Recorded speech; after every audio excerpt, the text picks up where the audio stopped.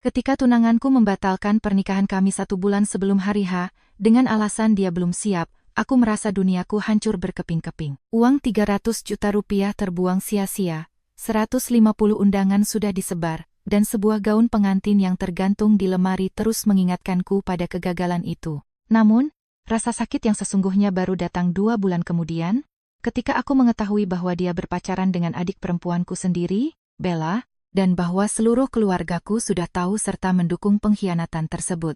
Namaku Alia, dan ini adalah kisah tentang bagaimana aku membangun kembali hidupku dan menyaksikan adikku serta mantan tunanganku kehilangan segalanya.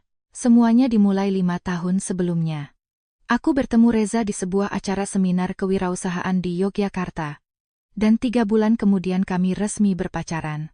Dia baru saja membuka sebuah kedai pizza kecil-kecilan, bekerja sebagai pembuat pizza sekaligus pelayan sendirian. Dia sederhana, ambisius, dan sangat bersemangat dengan apa yang dia lakukan. Aku langsung jatuh cinta. Aku bekerja di bidang pemasaran dan periklanan.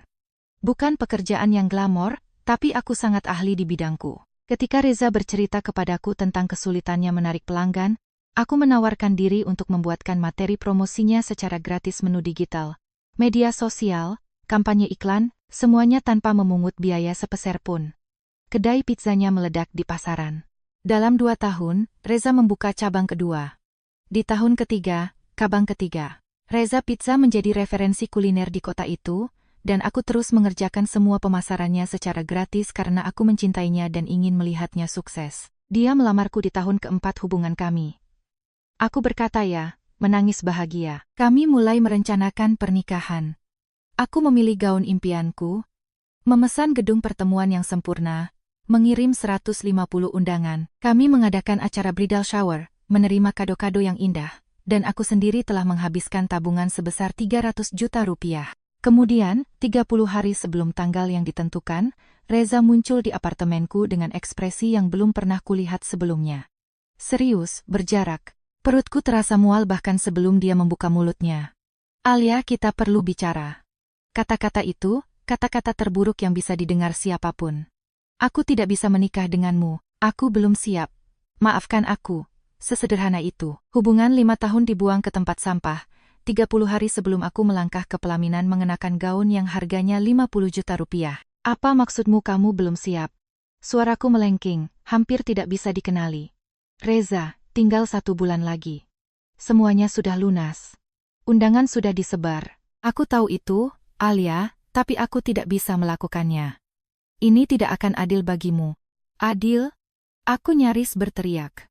Membatalkan pernikahan sebulan sebelumnya itu adil? Maafkan aku, Alia, tapi keputusanku sudah bulat. Dan dia pergi begitu saja, tanpa penjelasan yang sebenarnya, tanpa memberiku kesempatan untuk mengerti, tanpa apa-apa. Pintu tertutup di belakangnya dan duniaku runtuh. Aku menghabiskan 3 hari berikutnya dengan menangis tanpa henti. Tidak makan, tidak tidur, hanya menangis. Kemudian datanglah bagian yang lebih buruk, harus memberitahu semua orang. Aku mengambil ponsel dan menelepon 150 orang. Satu persatu, menjelaskan bahwa pernikahan telah dibatalkan. Setiap panggilan terasa seperti tikaman di dada. Aku bisa mendengar rasa kasihan dalam suara semua orang. Rasa kasihan yang sangat canggung itu. Dan itu adalah hal terakhir yang aku inginkan. Gaun pengantin itu tidak bisa dikembalikan ke butik karena sudah disesuaikan dengan ukuranku. Gaun itu tergantung di lemariku sebagai pengingat konstan akan kegagalanku. Gedung pernikahan, aku kehilangan uang muka sebesar 150 juta yang menguap begitu saja. Hadiah-hadiah bridal shower harus kukembalikan satu persatu secara langsung. Setiap pengembalian adalah penghinaan yang terulang kembali. Aku bisa melihat tatapan orang-orang dengan pikiran itu. Kasihan, dia dicampakkan. Aku mengurung diri di dalam rumah selama 2 bulan. Aku mengambil cuti sakit dari kantor. Aku tidak menjawab telepon dari siapapun, makan pun nyaris tidak bisa. Sampai temanku, Siska, muncul tanpa pamit menggunakan kunci cadangan yang pernah kuberikan padanya. Alia, cukup. Kamu harus bangun dari tempat tidur ini sekarang juga. Biarkan aku menderita dengan tenang, sis. Tidak akan kubiarkan. Lagi pula, kamu harus melihat sesuatu. Siska menyodorkan layar ponselnya ke wajahku dengan ekspresi serius. Itu adalah profil media sosial Reza. Ada foto dirinya dengan seorang wanita. Keduanya tersenyum, saling berpelukan. Keterangan fotonya berbunyi. 2 bulan bersama. Aku merebut ponsel itu dari tangannya untuk melihat lebih jelas. Ketika aku melihat wajah wanita itu, aku merasakan darahku membeku. Itu Bella, adik kandungku. Tidak. Kata itu keluar seperti bisikan yang tercekik. Ini tidak mungkin terjadi. Maafkan aku, Al, tapi kamu harus tahu kebenarannya. Aku mulai menggulir feed Instagramnya dengan tangan gemetar. Foto demi foto. Mereka berada di restoran mahal, liburan ke pantai di Bali, tersenyum lebar, berciuman mesra. 2 bulan hubungan. Waktu yang persis sama sejak Reza membatalkan pernikahan kami. Dia belum siap sama sekali. Dia berselingkuh dengan adikku sendiri. Aku mengambil ponselku dan langsung menelepon Bella. Dia membiarkannya berdering 3 kali sebelum menjawab. Halo, Kak Al, apa kabar? Kamu pacaran dengan Reza? Aku langsung ke intinya. Hening di ujung telepon. Bella, aku bertanya padamu. Kamu pacaran dengan Reza? Dengar, Kak, aku sebenarnya mau ngasih tahu kakak suatu saat nanti. Kamu berpacaran dengan mantan tunanganku. Aku berteriak begitu keras sampai Siska terlonjak. Alia, tenanglah. Biarkan aku menjelaskan. Kalau begitu, jelaskan. Aku selalu menyukainya, oke? Sejak hari pertama kakak mulai berpacaran dengannya. Aku mencoba mengabaikan perasaan ini, tapi ketika kalian putus, kami akhirnya menjadi dekat. Itu terjadi mengalir apa adanya, tahu? Mengalir apa adanya. Aku gemetar karena marah. Mengalir apa adanya. Dia mencampakkan aku tepat 2 bulan yang lalu, Bella. Cinta tidak memilih waktu dan tempat, Kak. Aku menutup telepon di wajahnya sebelum aku mengatakan sesuatu yang benar-benar akan kusesali. Aku menarik napas dalam-dalam dan menelepon ibuku. Mungkin dia tidak tahu. Mungkin dia akan memihak. Bu, ibu tahu kalau Bella pacaran dengan Reza? Jeda yang terlalu lama. Ibu tahu, Nak. Aku merasa seperti lantai di bawah kakiku ditarik paksa. Dan ibu tidak merasa harus memberitahuku soal ini? Ibu tidak ingin menyakitimu lebih jauh, Alia. Bu, dia praktis mencuri tunanganku. Bagaimana bisa ibu tahu dan tidak memberitahuku? Alia, tidak seperti itu kejadiannya. Bella selalu jatuh cinta pada Reza. Dia hanya menunggu sampai kalian resmi putus. Bukan salahnya dia jatuh cinta. Menunggu? Aku tidak percaya mendengarnya.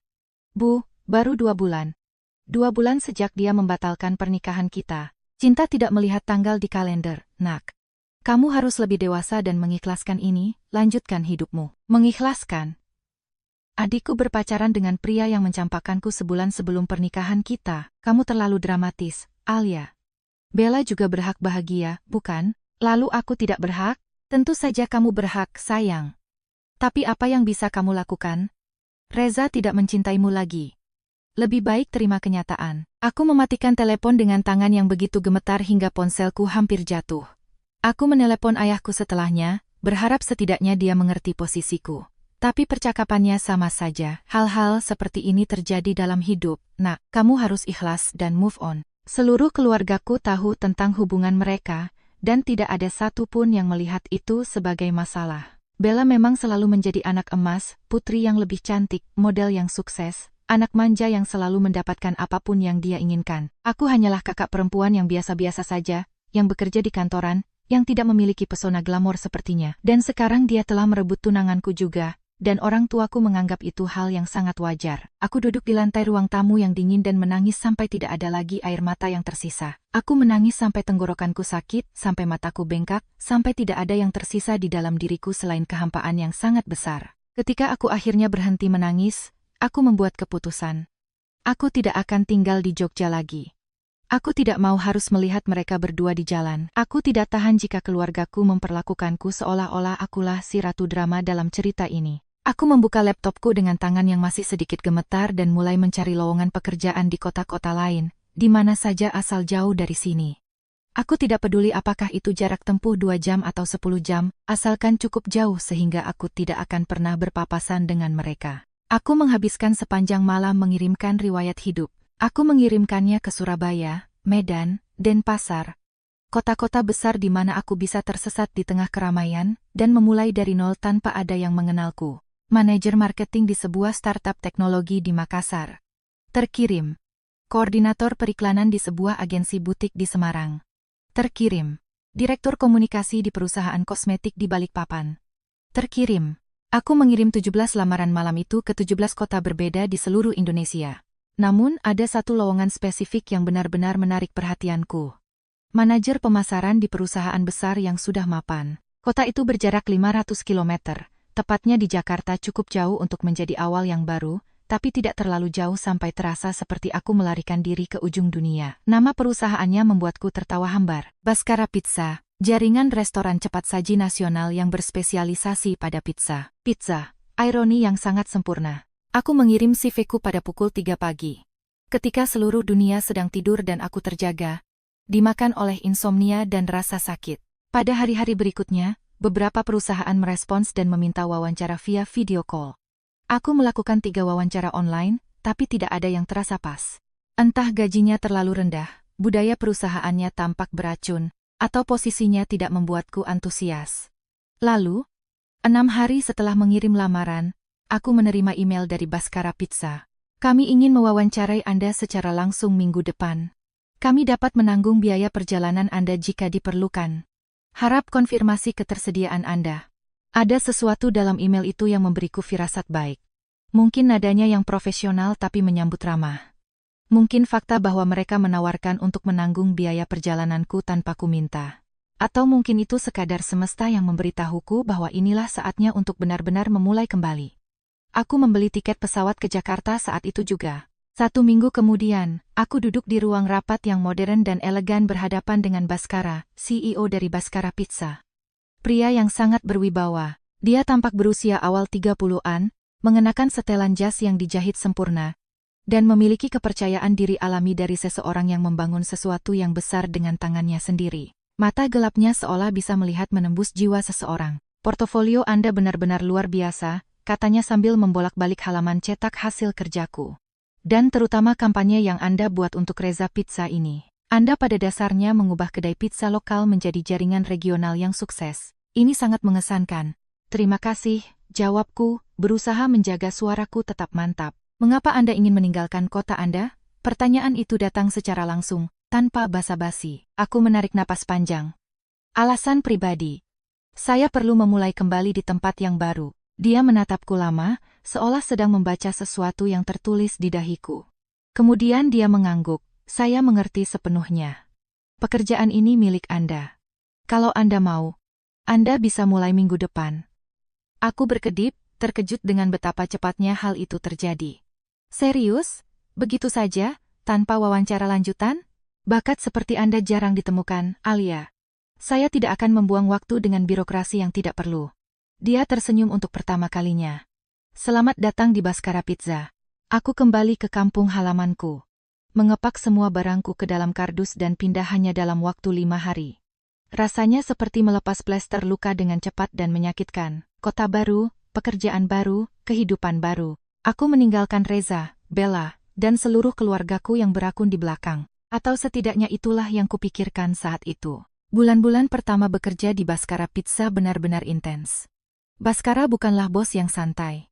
Dia menuntut keunggulan dalam segala hal, memperhatikan setiap detail, dan mengharapkan hasil yang cepat. Namun untuk pertama kalinya dalam kehidupan profesionalku, aku benar-benar merasa dihargai. Dia membaca setiap laporan yang kuserahkan dengan perhatian yang tulus. Memuji ide-ide bagus tanpa ragu, mempertanyakan ide-ide buruk, tetapi selalu dengan logika yang konstruktif, tidak pernah dengan arogansi atau sikap merendahkan. Dia memberiku otonomi penuh untuk menciptakan seluruh kampanye dari nol. Hanya dalam waktu 3 bulan, aku berhasil meningkatkan penjualan di 7 gerai sebesar 40%. Saat itulah Baskara memanggilku ke ruangannya. Kamu luar biasa, Alia, saya ingin mempromosikanmu. Promosi? Secepat ini? Tapi saya baru di sini 3 bulan, dan kamu sudah membuktikan nilaimu 10 kali lipat dibandingkan karyawan yang sudah berada di sini bertahun-tahun. Kamu akan mengambil alih seluruh pemasaran untuk gerai wilayah selatan dengan kenaikan gaji 40%. Kenaikan 40%. Aku akan mendapatkan lebih banyak uang daripada yang pernah kubayangkan seumur hidupku. Terima kasih, Pak Baskara. Saya bersumpah tidak akan mengecewakan Bapak. Saya tahu kamu tidak akan mengecewakan saya. Aku bekerja lebih keras dari sebelumnya, 16 jam sehari, termasuk akhir pekan dan hari libur nasional, tapi itu tidak terasa seperti pengorbanan. Untuk pertama kalinya, aku memiliki tujuan yang jelas. 6 bulan setelah kepindahanku, aku sedang makan malam sendirian di sebuah restoran Jepang ketika Baskara muncul secara tiba-tiba. Boleh saya duduk bersamamu? Tentu saja, silakan. Dia duduk dan memesan sebotol wine. Kamu benar-benar tidak pernah berhenti. Ya? Bahkan saat makan malam, kamu masih bekerja. Dia menunjuk ke arah laptop yang terbuka di depanku. Saya menyukai apa yang saya lakukan. Ini tidak terasa seperti pekerjaan. Saya menyadari itu. Sangat jarang menemukan seseorang yang berdedikasi setulus itu. Dia menyesap anggurnya dan menatapku dengan ekspresi yang berbeda. Alia, bolehkah saya menanyakan hal yang lebih pribadi? Tergantung pertanyaannya. Mengapa kamu sebenarnya meninggalkan kotamu? Alasan yang sebenarnya. Aku menghela napas panjang. Ada sesuatu pada dirinya yang membuatku ingin benar-benar jujur. Aku menceritakan semuanya tentang Reza dan bagaimana aku membantunya membangun bisnis dari nol. Tentang pernikahan yang dibatalkan sebulan sebelum hari H. Tentang menemukan fakta bahwa dia berselingkuh dengan adikku sendiri. Tentang keluargaku yang menyuruhku ikhlas dan memperlakukanku seolah aku yang terlalu dramatis. Baskara mendengarkan semuanya dalam diam, tidak menyela sedikit pun. Ketika aku selesai, dia berkata, mantanmu adalah pria brengsek yang bodoh. Adikmu adalah orang yang kejam, dan keluargamu sangat beracun. Aku tertawa hambar. Bapak merangkum situasinya dengan sangat sempurna. Tapi kamu berhasil keluar dari sana. Membangun kembali seluruh hidupmu dari nol. Itu membutuhkan kekuatan yang hanya dimiliki segelintir orang. Dia mengkondongkan tubuhnya ke meja. Boleh saya memberitahumu sebuah rahasia profesional? Tentu. Saya berencana mengekspansi Baskara Pizza ke kota asalmu. Itu pasar yang menarik, tapi saya sama sekali tidak tahu tentang target konsumen di sana, persaingan lokalnya, tidak sama sekali. Apakah kamu tahu betul pasar di sana? Jantungku mulai berdebar kencang. Saya sangat mengetahuinya. Sempurna. Kalau begitu, saya ingin kamu yang memimpin seluruh ekspansi ini. Kamu yang akan memilih lokasi strategis untuk gerai-gerai baru. Kamu yang menyusun semua kampanye peluncurannya. Kamu yang mengawasi semuanya dari awal sampai akhir. Sebuah ide muncul di benakku pada detik itu juga. Ide yang berbahaya, penuh dendam, dan sama sekali sempurna. Pak Baskara, bolehkah saya menyarankan 3 lokasi yang sangat spesifik untuk Anda? Silakan. Aku membuka laptopku, mengakses peta kota Jogja, dan menunjukkannya padanya. Di sini, dan di sini, 3 titik ini. Dia mempelajari peta itu selama beberapa detik dan kemudian mengangkat satu alisnya. Alamat-alamat ini letaknya tepat di sebelah 3 cabang Reza Pizza. Senyum pelan terbentuk di wajah Baskara. Saya mengerti sepenuhnya. Persaingan langsung dan agresif. Tepat sekali. Kamu ingin menghancurkan bisnis mantanmu sepenuhnya? Aku tidak membantah. Tidak ada alasan untuk berbohong. Saya ingin keadilan. Dia terdiam sejenak, berpikir. Lalu dia berkata, asal kamu tahu, bahkan jika kita mengabaikan motivasi pribadimu, ini adalah titik-titik lokasi strategis yang sangat bagus. Lalu lintas pengunjung tinggi, visibilitas sangat baik, target pasar yang sempurna. Dari sudut pandang bisnis murni, ini sangat masuk akal. Disetujui. Aku tersenyum. Terima kasih sudah mempercayai saya. Tapi Alia, ini tidak boleh sekadar balas dendam pribadi. Kalau gerai-gerai ini tidak menghasilkan keuntungan nyata, saya akan menutupnya tanpa ragu. Bisnis selalu menjadi prioritas utama. Gerai itu akan membawa untung, saya jamin itu. Pada bulan-bulan berikutnya, aku mengoordinasikan pembukaan penuh 3 cabang Baskara Pizza di kampung halamanku, yang semuanya ditempatkan secara strategis tepat di sebelah gerai-gerai Reza Pizza. Aku menggunakan semua taktik pemasaran yang aku tahu. Promosi yang sangat agresif. Iklan besar-besaran di semua saluran yang memungkinkan. Program loyalitas yang tak tertahankan. Serta sistem delivery yang super cepat dan efisien. Reza Pizza mulai kehilangan pelanggan dengan sangat cepat. Aku memantaunya secara obsesif. Aku melihat ulasan online mereka merosot minggu demi minggu. Aku melihat komplain semakin meningkat, melihat keramaian di gerainya menurun drastis. Reza kehilangan uang dengan cepat, dan aku baru saja mulai. Sementara itu, Baskara dan aku mulai semakin dekat. Makan malam urusan pekerjaan berubah menjadi kebiasaan rutin. Dia bercerita kepadaku tentang bagaimana dia membangun Baskara Pizza dari nol. Aku menceritakan rencana dan ambisi karierku. Suatu hari, saat dalam perjalanan pulang di mobil setelah rapat dengan investor, dia mengatakan sesuatu yang tidak terduga. Alia, saya akan bicara langsung padamu. Saya tertarik padamu secara romantis. Bukan sekadar urusan profesional. Jantungku berdegup kencang. Saya tahu masa lalu asmaramu cukup rumit dan belum lama berlalu. Saya sama sekali tidak ingin terburu-buru. Tapi saya ingin kamu tahu tentang perasaan saya. Aku menatap pria yang tampan, cerdas, dan sangat sukses ini, yang benar-benar menghargaiku, yang sangat menghormatiku, yang melihat nilaiku saat keluargaku sendiri tidak pernah melihatnya. Saya juga tertarik pada Anda, aku pelan. Dia tersenyum dengan cara yang membuat perutku terasa seperti diaduk. Kalau begitu kita pelan-pelan saja, satu langkah demi satu langkah, tanpa tekanan. Kami mulai berpacaran secara diam-diam pada awalnya, hampir rahasia. Kemudian, perlahan-lahan, kami mulai lebih terbuka tentang hubungan ini. 1 tahun setelah kami resmi berpacaran, kami sedang makan malam di sebuah restoran eksklusif berbintang Michelin di Jakarta ketika Baskara berlutut di samping meja. Alia, kamu telah benar-benar mengubah hidupku, baik secara profesional maupun personal. Kamu membuatku menjadi orang yang lebih baik. Menikahlah denganku. Air mata mulai mengalir di wajahku bahkan sebelum aku bisa menjawab. Ya, aku mau. Cincin itu luar biasa indah, berlian besar yang diikat emas putih, berkilau di bawah lampu restoran. 2 bulan setelah pertunanganku dengan Baskara, aku menerima amplop tebal melalui pos. Kertas mahal, namaku tertulis dalam kaligrafi yang elegan. Undangan pernikahan, Bella dan Reza akhirnya akan menikah. Aku membuka amplop itu perlahan, kertas impor yang sangat mahal, huruf-huruf dengan tinta emas berkilauan. Tanggal yang ditetapkan adalah 3 minggu dari sekarang. Ponselku bergetar karena sebuah pesan masuk. Dari Bella. Aku tahu kamu gak akan punya nyali buat datang, tapi aku kirim undangan ini buat formalitas aja. Aku menunjukkan pesan itu kepada Baskara. Dia membacanya dengan saksama dan kemudian bertanya, kamu mau pergi? Aku menatapnya dan tersenyum.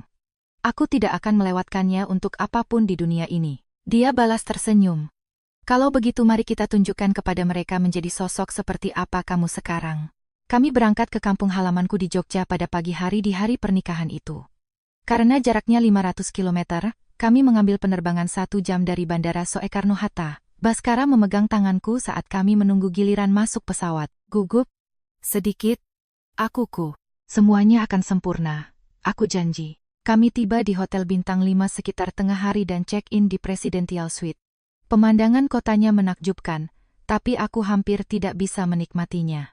Kepalaku penuh dengan pikiran tentang apa yang akan terjadi di pernikahan itu. Aku mau tidur siang sebentar, kata Baskara sambil melepas jasnya. Pernikahannya jam 4 sore, kamu juga harus istirahat. Aku mencoba tidur, tetapi tidak bisa. Aku berbaring di tempat tidur, memutar kembali secara mental setiap skenario yang mungkin terjadi.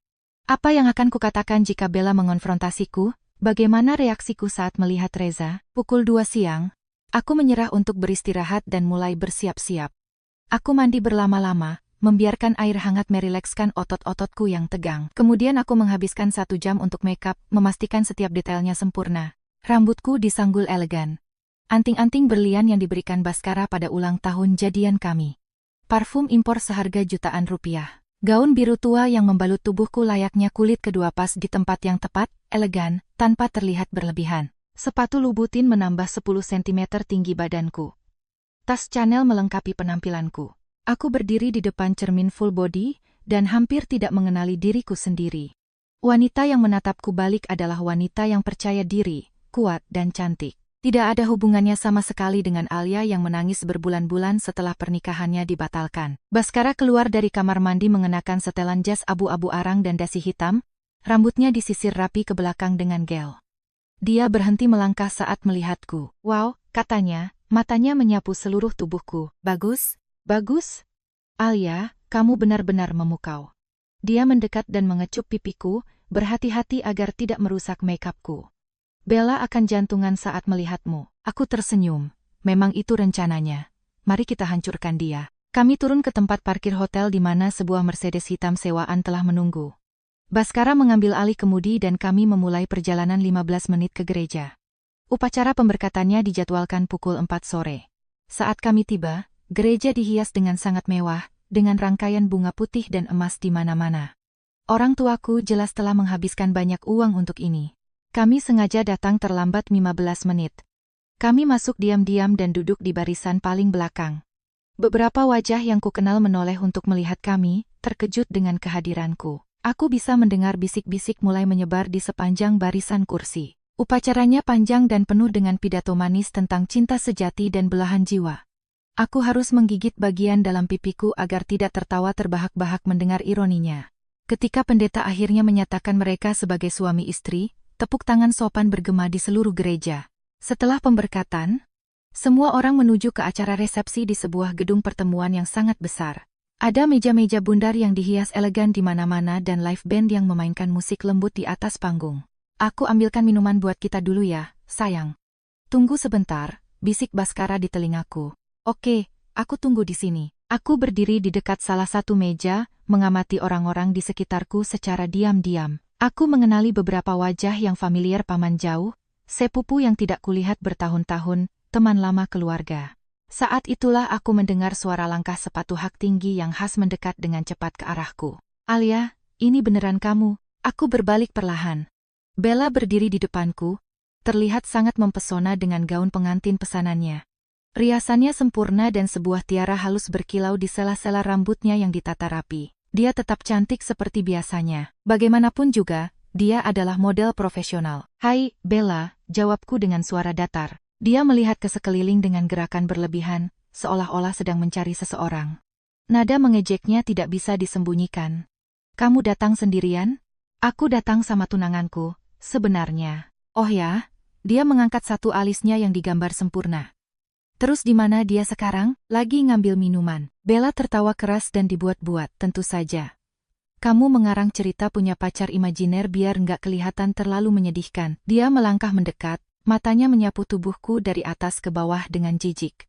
Ya ampun, Alia, lihat dirimu. Kamu masih berpakaian seperti ibu-ibu tua. Makanya kamu nggak bisa dapetin laki-laki sungguhan. Aku mendengar beberapa temannya tertawa di belakangnya, seperti paduan suara hiena. Gaya kayak gini nggak akan pernah bisa dapet suami. Kamu bakal jadi perawan tua. Bella terus meninggikan suaranya untuk memastikan orang-orang di sekitar bisa mendengar. Tahu kenapa? Karena kamu nggak merawat diri. Lihat rambut yang membosankan ini, baju murah yang gak ada gayanya sama sekali, perhiasan zirkonia palsu ini. Kamu kelihatan kayak pensiunan guru umur 50 tahun. Lebih banyak tawa dari teman-temannya menggema. Aku menarik napas dalam-dalam, memaksakan diri untuk tetap sangat tenang. Aku tidak akan memberinya kepuasan melihatku hancur. Kamu sudah selesai, Bella? Belum selesai. Aku mau kamu ngerti, dan terima kenyataan ini sekali untuk selamanya, bahwa Reza membuat pilihan yang sangat tepat. Dia pantas bersama seseorang yang benar-benar cantik, seseorang yang berusaha menjaga penampilan, bukan dengan seseorang yang jelas-jelas sudah menyerah pada dirinya sendiri. Tepat pada momen itulah Baskara muncul kembali di sisiku. Membawa 2 gelas sampainya di tangannya, dia memberikan salah satu gelas kepadaku dengan senyum lembut yang menenangkan dan meletakkan lengannya di pinggangku dengan protektif. Maaf lama ya, sayang. Antrean di bar panjang banget. Aku menoleh untuk menatap Bella dan melihatnya benar-benar membeku di tempat. Bella, ini tunanganku, Baskara, kataku dengan senyum yang sangat manis dan sopan. Baskara, ini adikku, Bella. Baskara mengulurkan tangannya yang bebas dengan sangat sopan. Senang akhirnya bisa bertemu denganmu. Selamat atas pernikahan kalian. Bella menjabat tangannya secara mekanis, benar-benar tampak tak bernyawa. Matanya terbelalak lebar saat menganalisis setiap detail penampilan Baskara.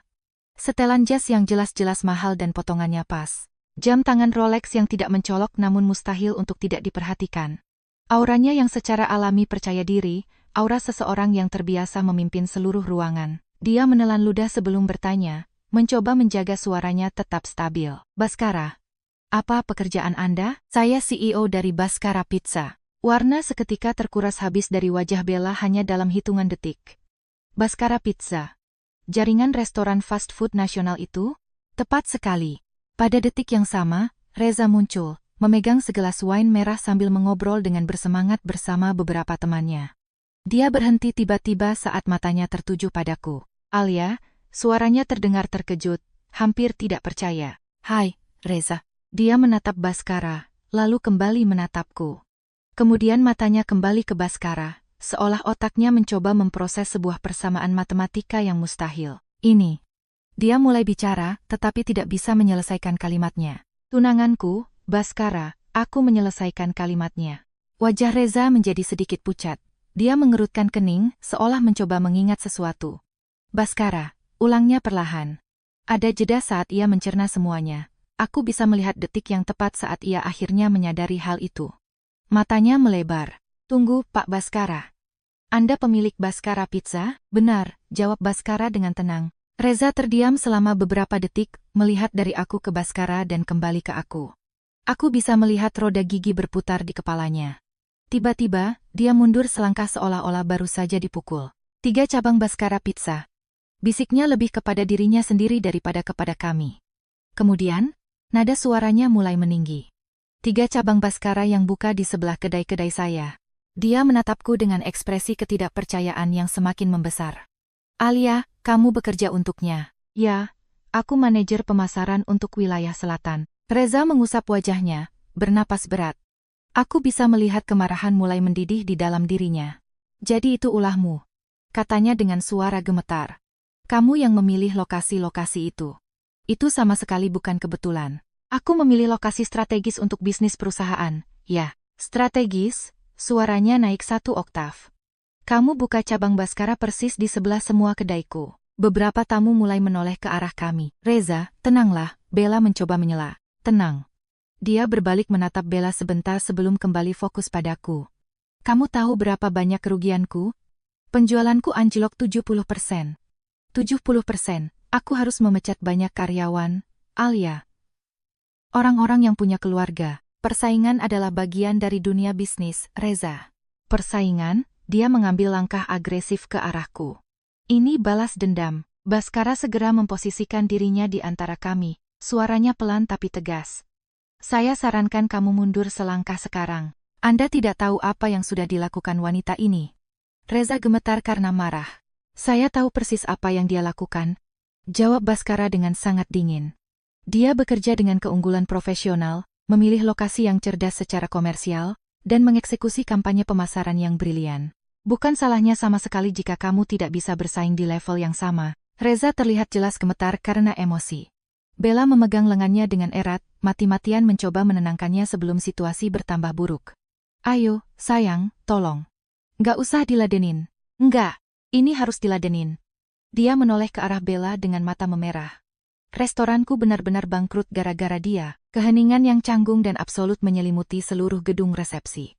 Semua tamu sekarang menatap kami, tanpa berusaha menyembunyikannya. Kalau restoranmu memang bangkrut, kataku dengan ketenangan yang mengejutkanku sendiri, mungkin kamu harus memfokuskan energimu untuk meningkatkan kualitas pelayananmu, alih-alih membuat keributan di depan umum di tengah-tengah acara resepsi pernikahanmu sendiri.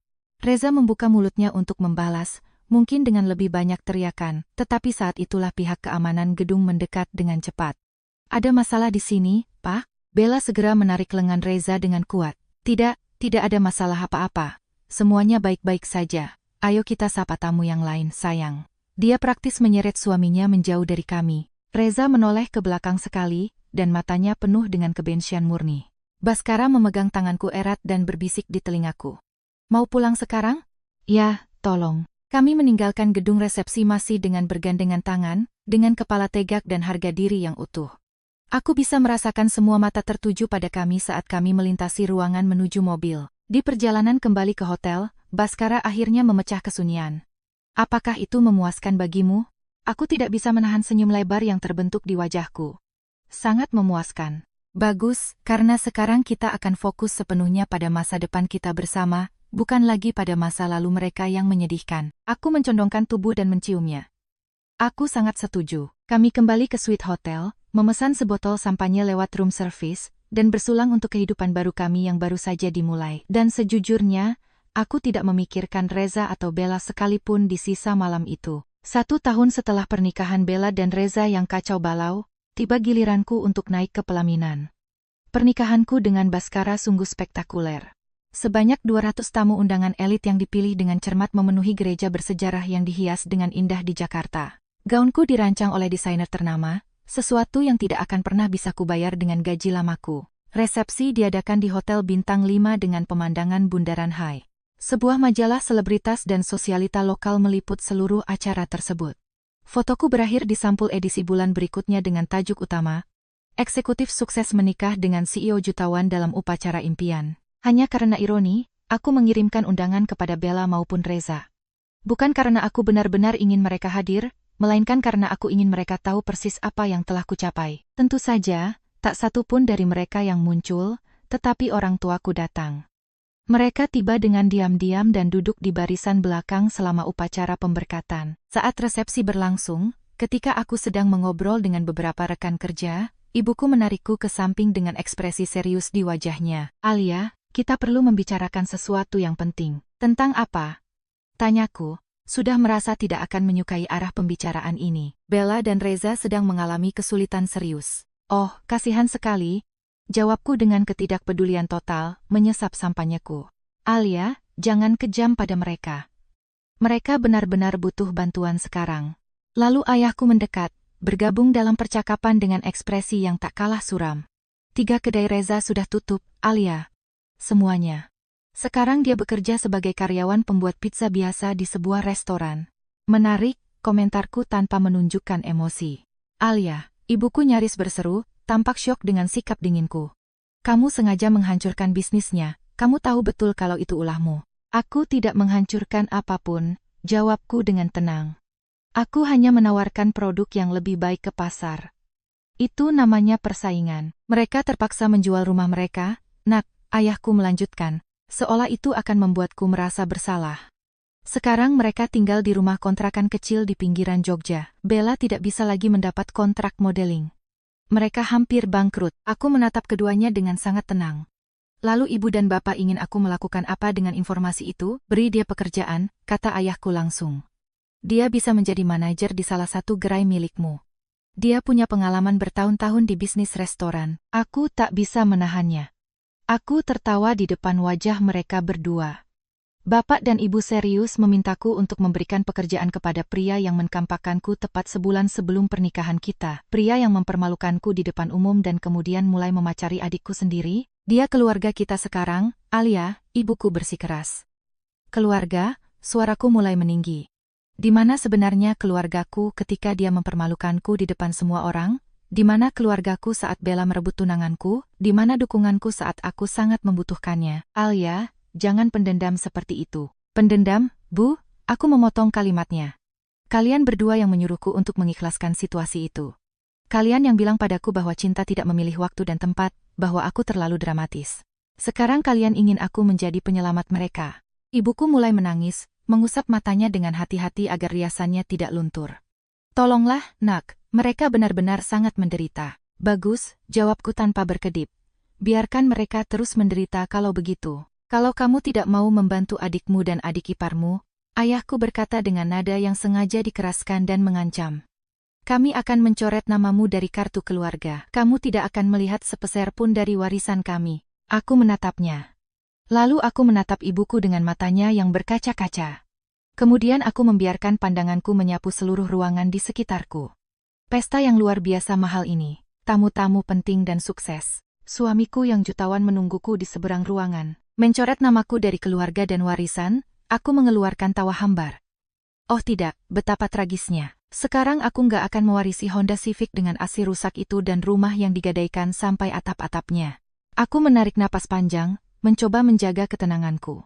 Aku tidak akan membiarkan mereka melihatku kehilangan kendali. Tidak lagi. Kalian tahu apa yang lucu? Suaraku keluar lebih tenang sekarang, lebih tegas. Waktu Reza menkampakkan aku sebulan sebelum pernikahan, aku menelepon kalian sambil menangis. "Ingat apa yang kalian katakan padaku? Bahwa aku terlalu dramatis? Bahwa aku harus move on?" "Alia, ini bukan waktunya untuk..." Ayahku mencoba menyela. Saat aku tahu dia berpacaran dengan Bella 2 bulan kemudian, aku mengabaikan hal itu sepenuhnya. "Kalian sudah tahu sebelumnya.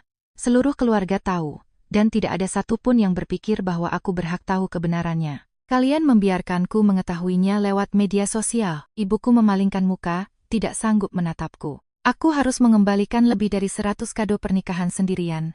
Kehilangan uang 300 juta. 2 bulan aku tidak bisa bangun dari tempat tidur. Dan di mana kalian? Mengatakan padaku untuk menerima bahwa cinta itu buta, membela Bella. Dia putri kami juga. Ibuku mulai angkat bicara. Dan aku bukan. Suaraku akhirnya bergetar, tapi bukan karena marah, melainkan karena luka yang dalam. Karena selama ini rasanya aku bukan anak kalian. Rasanya aku ini hanyalah masalah yang kalian ingin singkirkan. "Henning, Aku pindah jauh dari rumah. Membangun hidupku dari nol. Bertemu pria yang benar-benar menghargaiku. Membangun karier yang kubanggakan. Dan sekarang kalian muncul di sini di hari pernikahanku. Bukan untuk meminta maaf, bukan untuk merayakan kebahagiaanku, tapi untuk memintaku menyelamatkan orang-orang yang telah menghancurkanku. Mereka sedang kesusahan, Alia, kata ayahku dengan suara keras. Kamu punya uang berlimpah sekarang. Apakah sesulit itu untuk membantu? Dan disitulah intinya. Alasan sebenarnya mereka datang. Kalian datang ke sini bukan untukku, kataku saat kesadaran itu menyakitiku lebih dari yang kuduga. Kalian di sini demi Bella. Seperti biasa, jangan jadi anak durhaka, ayahku mulai berkata. Anak durhaka. Sekarang amarah itu kembali, tetapi terkendali. Aku tidak pernah meminta apapun dari kalian. Bukan uang, bukan rumah, bukan mobil. Aku hanya ingin kalian berada di pihakku saat aku sangat membutuhkan kalian, dan kalian selalu memilih dia. Aku menatap mereka berdua, benar-benar melihat mereka untuk pertama kalinya bukan sebagai orang tuaku, melainkan sebagai orang-orang yang selalu memiliki anak emas dan tak pernah menyembunyikannya. Jadi tidak, aku tidak akan memberi Reza pekerjaan. Aku tidak akan menyelamatkan Bella, bukan karena aku jahat atau pendendam, tapi karena aku akhirnya belajar bahwa aku tidak bisa membantu orang yang hanya mencariku ketika mereka butuh sesuatu. Kalau memang begitu perasaanmu, kata ayahku dengan suara dingin bagai es, maka kamu tidak lagi diterima di rumah kami. Kamu tidak akan mewarisi apa-apa. Tidak masalah, jawabku, dan aku menyadari bahwa itu benar. Karena aku tidak butuh warisan bapak dan ibu. Aku sudah membangun hidupku sendiri. Tapi yang lebih penting dari itu, aku tidak butuh lagi validasi dari kalian. Ibuku mulai menangis, tapi itu adalah air mata mengasihani diri sendiri, bukan penyesalan yang tulus. Suatu hari nanti, kalian akan sadar bahwa kalian telah kehilangan anak perempuan yang benar-benar mencintai kalian. Dan ketika kalian menyadarinya, semuanya sudah terlambat. Aku menegakkan bahuku. Sekarang, tolong pergi. Ini adalah hariku, dan aku tidak akan membiarkan kalian merusaknya sekali lagi. Aku tidak berteriak, tidak memaki, tidak membuat keributan, aku hanya menunjuk ke arah pintu keluar. Mereka berjalan pergi perlahan, dan aku melihat beberapa tamu memperhatikan dengan ekspresi kasihan. Tapi bukan kasihan padaku, kasihan pada mereka. Aku kembali ke tempat Baskara berada. Dia menarikku ke dalam pelukan erat. Kamu luar biasa, bisiknya. Aku nggak merasa luar biasa, aku pelan. Aku merasa sedih. Itu wajar. Tapi kamu melakukan hal yang benar. Kamu membela dirimu dengan bermartabat. Dan dia benar. Ini bukan tentang uang atau balas dendam. Ini tentang akhirnya menetapkan batasan dengan orang-orang yang tidak pernah menghormatiku. Pesta berlanjut secara normal setelah itu. Kami menari sampai kakiku sakit. Kami tertawa bersama teman-teman kami, merayakan masa depan kami bersama. Dan sejujurnya, aku sama sekali tidak memikirkan Bella, Reza, atau orang tuaku lagi sepanjang sisa malam yang sempurna itu. 6 bulan setelah pernikahan, aku sedang bekerja di kantorku ketika Baskara masuk dengan ekspresi aneh di wajahnya. Ada apa? Tanyaku langsung, menyadari ada sesuatu yang tidak beres. Aku baru saja menerima pesan yang sangat aneh. Dari siapa? Dia menunjukkan layar ponselnya tanpa berkata apa-apa. Itu dari direct message Instagram. Saat aku melihat nama pengirimnya, darahku mendidih. Bella. Hai, Mas Baskara. Aku tahu kita belum terlalu saling kenal, tapi aku ingin sekali mengobrol dengan Mas soal peluang bisnis dan kemitraan. Aku punya beberapa proposal menarik yang kayaknya Mas bakal suka. Telepon aku kalau sempat ya. Nomorku 1812, 2 Bu. XXXXXX. Cium hangat dari adik iparmu. Aku menatap pesan menyedihkan itu, lalu menatap Baskara. Niatnya begitu kentara hingga rasanya memalukan. Dia secara terang-terangan mencoba merayumu. Aku juga langsung menyadari hal itu. Menurutmu apa yang harus kulakukan? Blokir dia sekarang juga. Sudah kublokir bahkan sebelum aku menunjukkannya padamu. Aku cuma ingin kamu tahu apa yang coba dia lakukan. Aku menarik napas panjang. Merasakan kemarahan yang familiar muncul kembali. Bella benar-benar nggak pernah berhenti menggangguku. Jangan khawatir sedikit pun soal itu, kata Baskara sambil menarikku ke dalam pelukan. Dia tidak punya peluang sekecil apapun di dunia ini. Dia menciumku dengan lembut. Aku sudah seutuhnya dan sepenuhnya jatuh cinta pada wanita paling luar biasa yang pernah kutemui seumur hidupku. Model gagal yang putus asa sama sekali tidak menarik minatku. Aku tersenyum di sela ciumannya. Malam itu juga, sambil duduk di ruang tamu rumah kami, Kami membuat keputusan akhir yang definitif. Kami memutus semua kontak dengan keluarga asalku. Kami memblokir semua nomor dan profil media sosial mereka. Kami mengganti nomor telepon kami, menciptakan batasan yang tak bisa ditembus. Baskara memegang tanganku malam itu dan mengatakan sesuatu yang sederhana namun nyata. Keluarga sejati adalah mereka yang kita pilih, bukan keluarga tempat kita dilahirkan. Dan dia benar. 2 tahun telah berlalu sejak pernikahan Bella dan Reza yang kacau balau.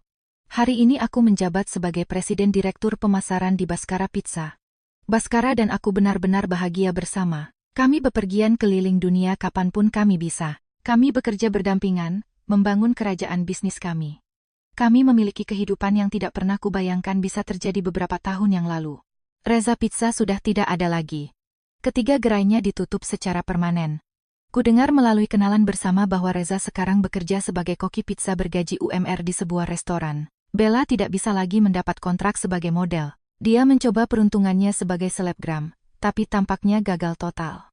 Terakhir kali aku melihat profilnya sebelum memblokirnya secara permanen dia hanya memiliki beberapa ratus pengikut. Sepengetahuanku, mereka masih menikah, tetapi bukan karena cinta, melainkan murni karena kebutuhan finansial semata. Orang tuaku beberapa kali mencoba menghubungi selama bertahun-tahun ini melalui kerabat jauh, kartu lebaran yang dikirim ke alamat lamaku, dan email yang langsung masuk ke folder spam. Aku mengabaikan semuanya. Terkadang, saat larut malam, aku memikirkan sosok Alia 3 tahun lalu wanita hancur yang dicampakkan sebulan sebelum pernikahannya, yang menangis berbulan-bulan dan merasa tidak terlihat di dalam keluarganya sendiri.